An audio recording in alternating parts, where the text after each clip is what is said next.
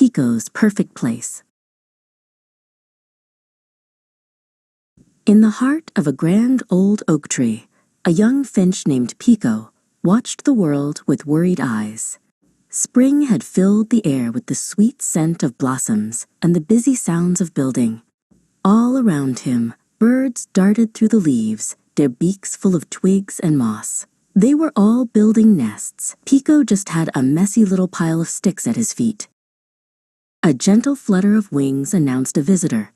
An old dove whose feathers were the color of a soft morning cloud landed beside him. Her name was Colombe, and her eyes were kind. "You seem to be carrying the weight of the whole tree on your shoulders, little one," she cooed softly. Pico sighed, a sound bigger than his tiny body. "I don't know how to start," he chirped sadly. "Everyone else weaves and tucks and builds these amazing homes. I just gather things, and they stay a pile. It feels too big." Colombe looked away from Pico and towards the vast blue sky. A wise, knowing smile touched her beak.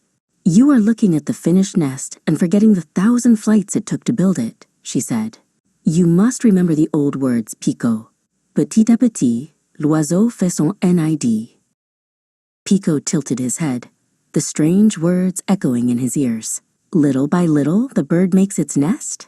he repeated. Colombe nodded, her eyes twinkling. "Exactly. Do not think of the home. Just think of the next twig, the next piece of moss. Just one. That is all." A spark of hope flickered in Pico's chest. He looked at his pile, not as a messy failure, but as a collection of possibilities. He chose a single, sturdy twig, hopped to a strong fork in the branch, and laid it down. It wasn't a nest, but it was a start. His next flight was for a clump of soft green moss, which he tucked beside the twig.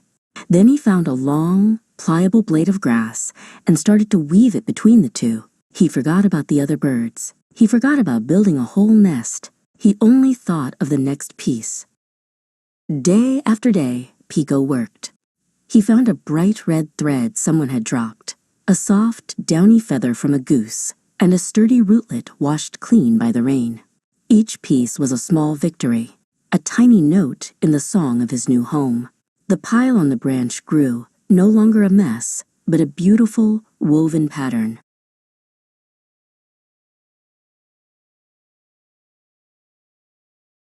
Then, one sunny morning, Pico tucked the last piece of soft fluff into the cup of his nest. He hopped back and looked. It was deep and cozy, strong and safe.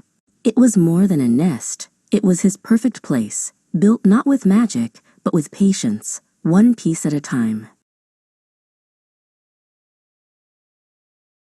High above, on another branch, Colombe watched the little finch settle into his new home.